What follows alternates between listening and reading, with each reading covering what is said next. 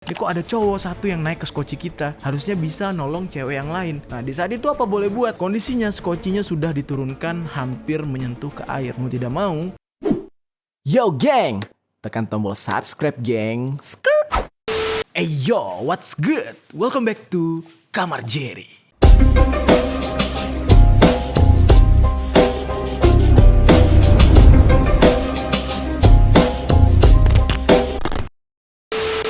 Geng. Oke, hari ini pembahasan kita tentang kapal Titanic. Kalau berbicara tentang kapal Titanic, di dalam otak kalian tuh hanya ada dua hal ya. Seremnya gitu kan, kejadian ini dimana kapal tersebut tenggelam. Terus pemikiran kedua, kalian pasti membayangkan film Titanic yang dimana ada adegan ahem-ahemnya gitu ya.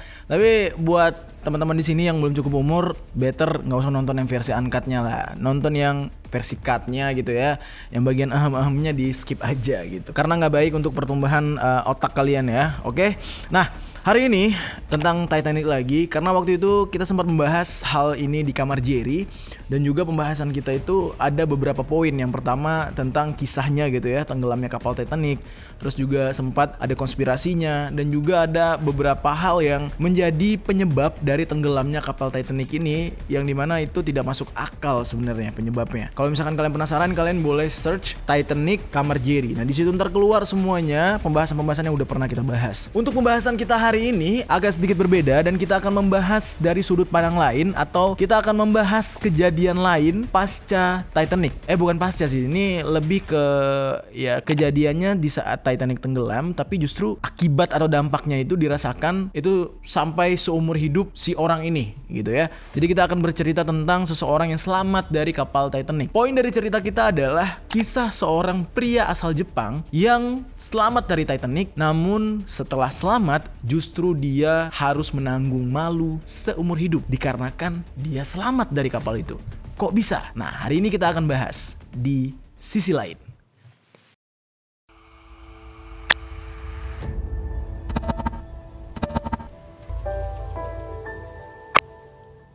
Cerita ini dikisahkan memang nyata, karena diambil memang dari kisah nyata seorang berkebangsaan Jepang yang bernama Masabumi Hosono.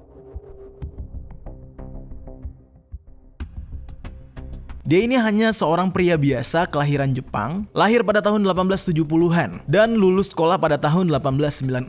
Dan dia ini adalah seorang karyawan yang bekerja di Kementerian Perhubungan Negara Jepang, dan dia mulai bekerja pada tahun 1910-an. Dia mengambil pelajaran kursus bahasa Rusia. Dari keahlian dia dalam berbahasa Rusia inilah akhirnya dia dikirimkan untuk bertugas ke Rusia dalam tugas khusus di sana. Di sana dia ditugaskan untuk mempelajari yang namanya tentang tata cara operasional kereta api, yang dimana ntar ilmunya itu dia bawa pulang ke Jepang untuk diterapkan di tanah airnya. Dia menjalankan tugas di sana selama beberapa tahun sampai akhirnya dia memiliki ilmu tersebut dan harus pulang ke negaranya. Di saat dia selesai menjalankan tugasnya tersebut, dia memesan tiket pulang ke Jepang pada tanggal 10 April 1910, dan dia memesan tiket kelas 2 untuk menaiki kapal impiannya. Jadi ceritanya selesai dia bertugas di Rusia, dia ke negara selanjutnya, baru setelah itu dia menumpang kapal Titanic untuk pulang ke negaranya. Dia menaiki kapal Titanic ini berawal dari Southampton, dan di saat dia naik kapal tersebut, itu menjadi sebuah momen yang sangat indah di dalam hidupnya, dan dia tidak bisa melupakan momen terhebat itu. Karena kenapa? Menaiki kapal Titanic itu adalah sebuah gengsi di saat itu. Dan perbedaan dari para penumpang yang menaiki kapal Titanic itu dibagi dalam beberapa kelas per individunya. Jadi ada kelas-kelas yang menentukan siapa orang kaya, siapa orang miskin. Ya mungkin bagi kalian yang udah pernah nonton film Titanic ini udah paham gitu ya. Ada beberapa orang dari kalangan konglomerat atau bangsawan gitu, itu ditempatkan di tempat yang sangat mewah, sementara yang gembel-gembel itu ditaruh di bawah deck gitu kan. Jadi beda tempatnya. Dan di setiap kelas itu memiliki perlakuan yang berbeda gitu ya terhadap para individu, karena memang di zaman dulu tuh rasis banget sih. Yang miskin-miskin, yang beda warna kulit gitu ya. Di dalam perjalanan dia menaiki kapal Titanic itu adalah sebuah titik di mana kehidupannya dia itu bakal berubah selama-lamanya, geng. Karena kenapa? Ada sebuah kejadian yang sangat-sangat dia tidak sangka, yang pada akhirnya nanti akan membuat dia serba salah, akan membuat dia hidup salah, mati juga gak mau gitu. Kapal Titanic inilah awal dari segalanya. Pada awalnya ketika dia naik kapal ini, tepat pada tanggal 10 April 1912, itu tidak ada yang aneh terjadi. Semua perlakuan di atas kapal itu sangat mewah karena memang dia membeli kelas yang cukup maksudnya cukup dipandang gitu ya, kelas 2 gitu. Terus juga dari perjalanannya sangat indah, dia sangat menikmati gitu. Dia juga bertemu orang-orang yang dari background yang berbeda-beda di sana. Dia cukup menikmati bagaimana proses dia berkenalan, terus dia juga menambah wawasan, networking bersama orang-orang di sana gitu. Di hari keempat lah, yaitu pada tanggal 14 April tahun 1912. Nah, disitulah titik dimana semuanya akan berubah. Saat itu, Masabumi Hosono sedang dalam kondisi tidur di kamarnya. Lalu tiba-tiba ada seorang pramugari kapal masuk dan mengetuk pintu kamar Masabumi. Di saat itu dia dibangunkan secara tergesa-gesa oleh pramugari kapal. Pada awalnya Masabumi Hosono ini menganggap ini mungkin hanya sebuah latihan. Ya karena kan namanya juga naik kapal gitu ya, risiko tenggelamnya, terus juga kecelakaan dan lain-lain gitu harus diwaspadai. Dan mungkin di saat itu dia berpikir pramugari tidak tahu kalau Masabumi Hosono ini benar-benar sedang tertidur. Jadi dia berpikir dia dilibatkan dalam sebuah pelatihan kayak keadaan darurat di atas kapal mungkin gitu. Padahal dalam kejadian itu benar-benar real, benar-benar kejadian nyata. Yang dimana di saat itu kapal Titanic sekitar pukul 23.40 telah menabrak sebuah gunung es. Jadi ada sebuah bongkahan es yang sangat besar terletak di Samudra Atlantik Utara sekitar 300 mil dari Laut Tenggara Newfoundland, dan kemudian akibat dari tabrakan itu kapal ini bocor dan terisi dengan air. Di saat itu Masabumi Hosono langsung keluar dari kamarnya dan menuju dek atas. Di saat dia berjalan ke dek atas, dia sempat ditahan oleh petugas karena pada awalnya petugas mengira dia itu adalah penumpang dari kelas bawah alias kelas 3. Memang begitu rasis gitu ya di atas kapal itu di saat itu.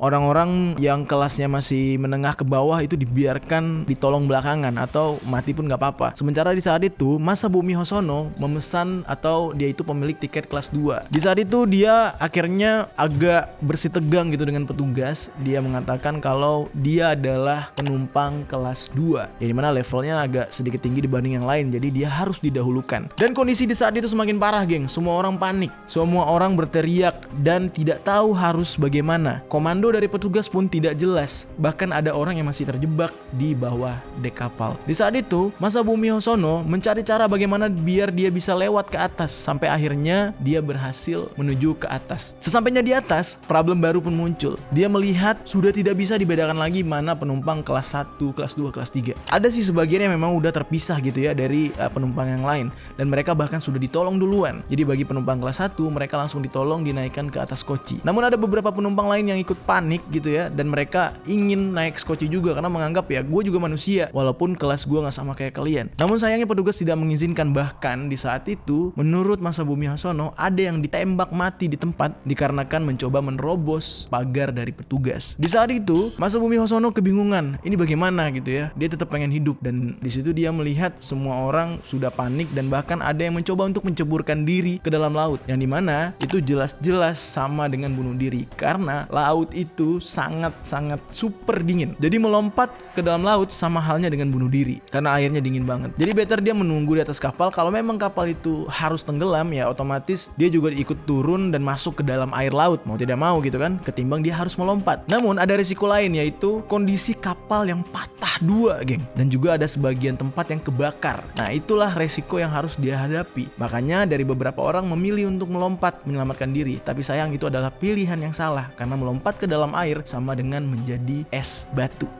Orangnya membeku gitu. Dan ketika itu tiba-tiba dia menyadari gitu ya, ternyata skoci untuk penumpang itu tidak cukup. Untuk menyelamatkan penumpang itu tidak cukup. Hanya ada satu skoci terakhir, yaitu skoci 10 yang diteriaki oleh petugas masih ada slot kosong 2 orang. Jadi masih bisa masuk untuk 2 orang lagi. Namun di dalam aturannya adalah yang didahulukan adalah wanita dan anak kecil. Nah di saat itu entah bagaimana caranya Masabumi Hosono ini mencoba menyelinap di dalam kegelapan langsung melewati petugas, dan dia pada pada akhirnya bisa naik ke atas koci. Hal ini memicu pertanyaan banyak orang, karena di saat itu petugas sudah jelas sekali dengan tegas mengatakan yang boleh naik hanya perempuan dan anak kecil, dan yang melanggar, yang mencoba untuk menerobos itu akan ditembak mati. Namun dalam kondisi ini Masabumi Hosono justru bisa lolos dan dia bahkan sampai selamat. Di dalam kondisi ini banyak yang mengatakan Masabumi Hosono menyamar menjadi seorang perempuan. Yang jadi pertanyaannya, dari mana dia bisa mendapatkan pakaian perempuan? Apakah dia mengambil dari mayat yang ada di sana, atau justru dia mungkin mengambil dari koper yang jatuh atau apa gitu ya, baju yang berceceran, karena di saat itu emang udah kacau banget. Sampai pada akhirnya di saat Skoci itu masih menggelantung di samping kapal gitu, samping kapal Titanic gitu ya, itu pelan-pelan diturunkan.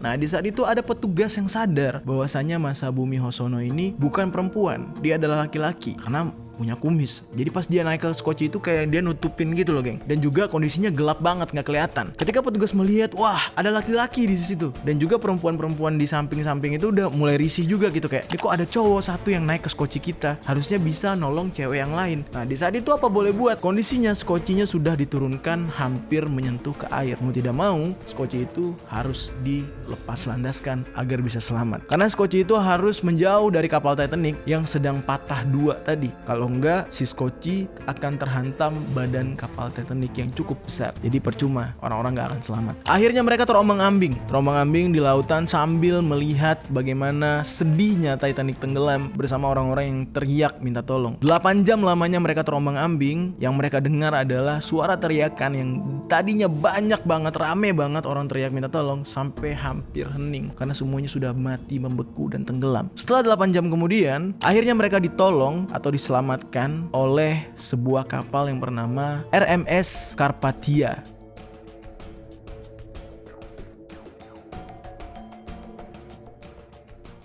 Dan dalam kondisi itu sangat menyedihkan, geng. Mereka yang selamat itu tidak banyak. Dari total 2.200 penumpang Titanic, ada sekitar 1.514 orang yang meninggal malam itu. Dan dari 1.514 yang meninggal, yang selamat hanya beberapa ratus orang saja, termasuk Masabumi. Sebagian besar lainnya adalah perempuan. Akhirnya di saat itu, ketika Masabumi berhasil tolong gitu ya, bahkan di saat dia diberikan pertolongan ketika sudah mendarat gitu, diberikan pertolongan medis oleh dokter sempat bertanya, bagaimana kamu bisa selamat? Kenapa semua yang ada di sini itu hampir 100% wanita, tapi kamu laki-laki? Apa yang kamu lakukan? Kenapa kamu bisa mendarat gitu ya? Sementara banyak orang yang lain akhirnya mati di sana. Masabumi tidak banyak berbicara, dan juga karena dia berwajah Asia gitu ya, orang Jepang gitu, jadi dia belaga tidak bisa bahasa Inggris di saat itu. Nah, sampailah pada akhirnya Masabumi ini tiba di New York. Dan di saat itu akhirnya orang lebih cuek terhadap Masabumi. Mereka tidak terlalu perhatian karena mereka lebih tertuju kepada tragedi Titanic itu dan sanak famili mereka yang meninggal dunia. Dan di saat itu Masabumi Hosono menghubungi rekan-rekannya yang ada di Jepang dan meminta tolong rekan-rekannya itu untuk bisa mengembalikan dia ke tanah airnya. Sampai akhirnya teman-temannya mau menolong Masabumi dan membantu Masabumi ini untuk kembali ke Jepang. Dan di saat itu berita tentang Masabumi Hosono ini tersebar di seluruh Jepang.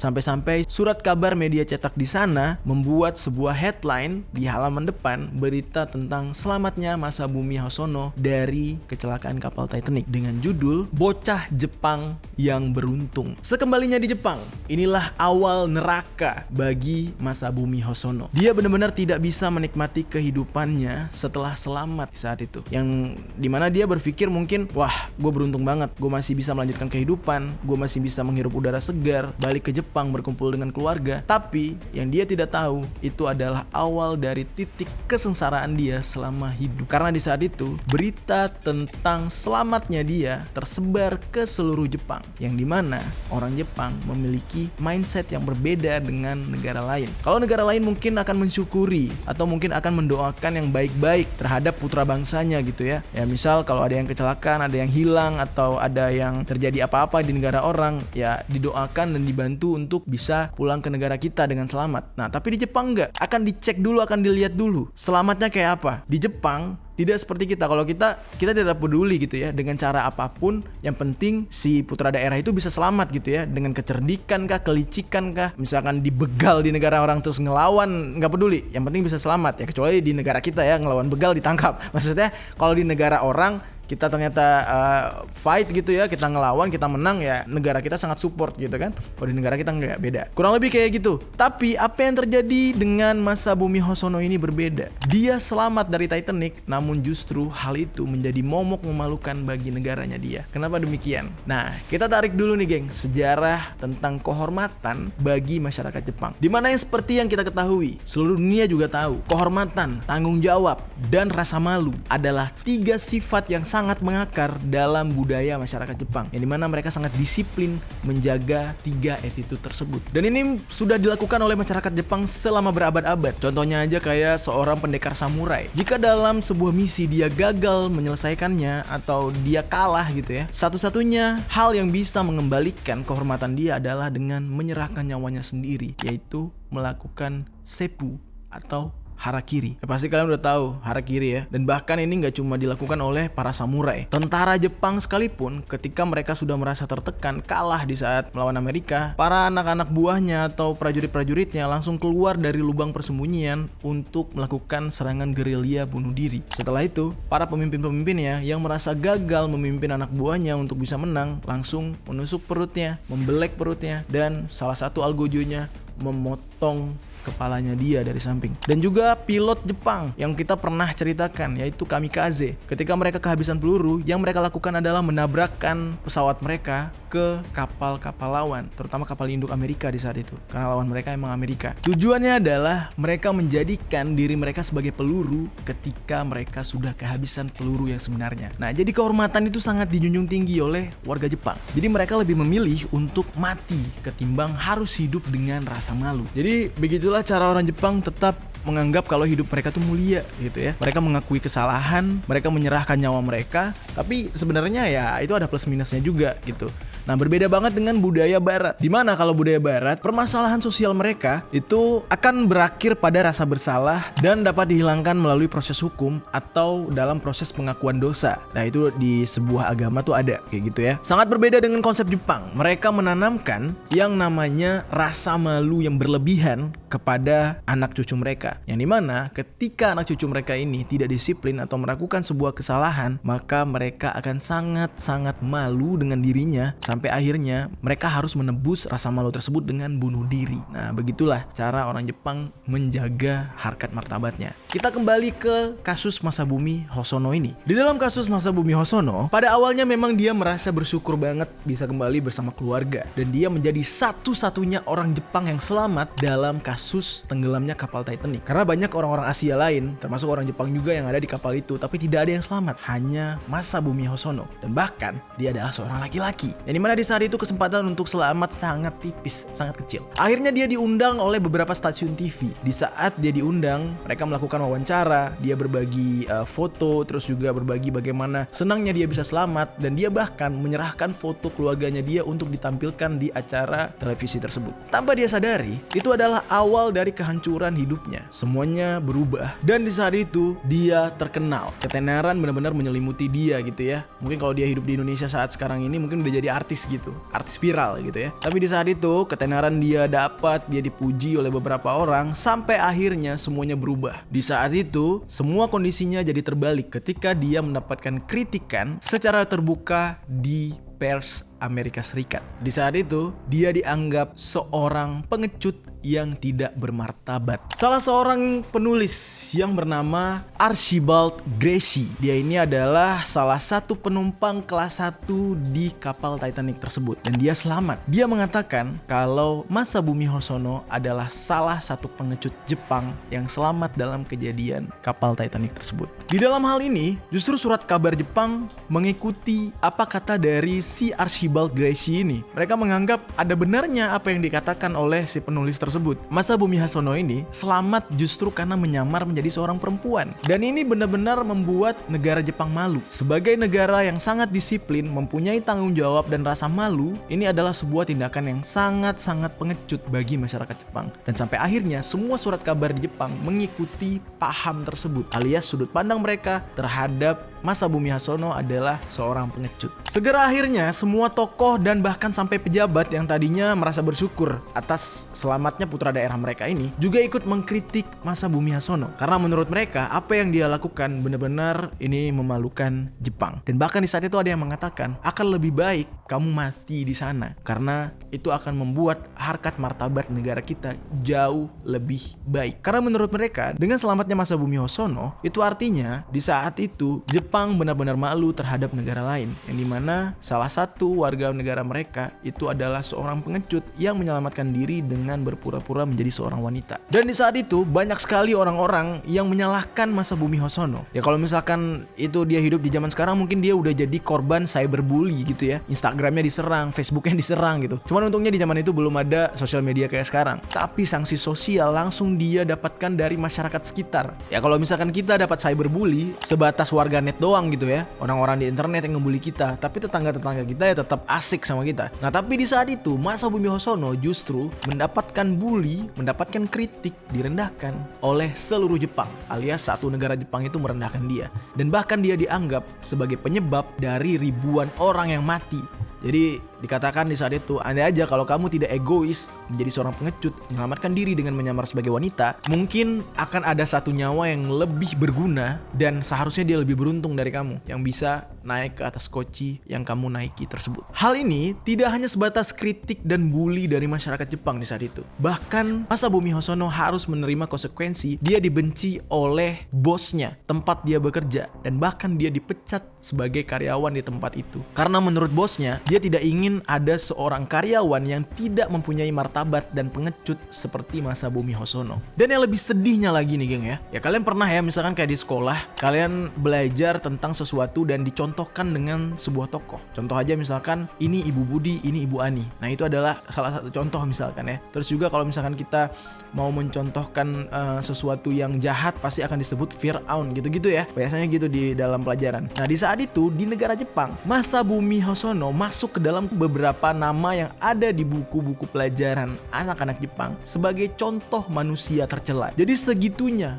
hukum atau sanksi sosial yang harus diterima oleh Masa Bumi Hasono hanya karena dia selamat dari kapal Titanic. Dan bahkan bisa dikatakan dari 100% masyarakat Jepang hanya 1% yang mungkin membela dia. Seorang profesor asal Jepang sekalipun di saat itu juga mengkritik apa yang dilakukan oleh Masa Bumi Hasono, yang dimana dia juga mengatakan itu adalah tindakan memalukan yang melanggar kode etik samurai sebagai pedoman hidup masyarakat Jepang. Karena yang mereka tahu, pedoman hidup ala samurai harus mengorbankan diri. Apabila mereka gagal dalam menjaga harkat martabat negara, ya harus bunuh diri. Makanya benar-benar harus mengorbankan diri mereka, mengorbankan nyawa. Sementara Masa Bumi Hasono sangat egois, dianggap hanya ingin selamat dan takut akan kematian. Sebenarnya itu wajar ya, namanya juga manusia, geng. Dan hingga sampai akhir hayatnya, hingga ke anak-anak cucunya, Masa Bumi Hasono hidup dalam kesedihan. Yang dimana dia dan keluarganya dianggap sebagai aib negara. Yang bahkan di saat itu mereka benar-benar tidak dihormati sama sekali dan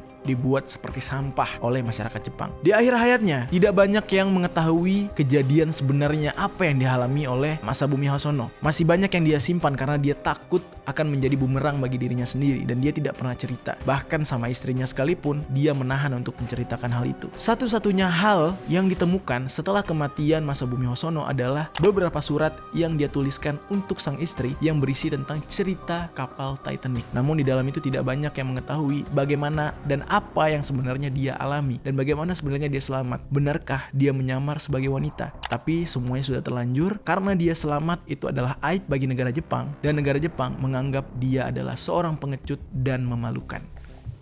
Gimana geng menurut kalian geng? Kita sebagai warga negara Indonesia kayaknya harus bersyukur ya. Mungkin teman-teman dari Malaysia juga yang nonton, mungkin kalian harus bersyukur juga jadi orang yang lahir di Indonesia, mau kita keturunan apapun ya. Karena ya ngomong soal Indonesia, ngomong soal Malaysia, kita bisa saja dari keturunan apapun. Di Malaysia keturunan India, Cina dan juga Melayu. Di Indonesia juga sama, bahkan ada yang bule, ada yang Arab gitu kan. Semuanya dari keturunan manapun, tapi tetap kita ini lahir di tanah air dan kita adalah warga negara berbangsa Indonesia. Jadi kita orang Indonesia.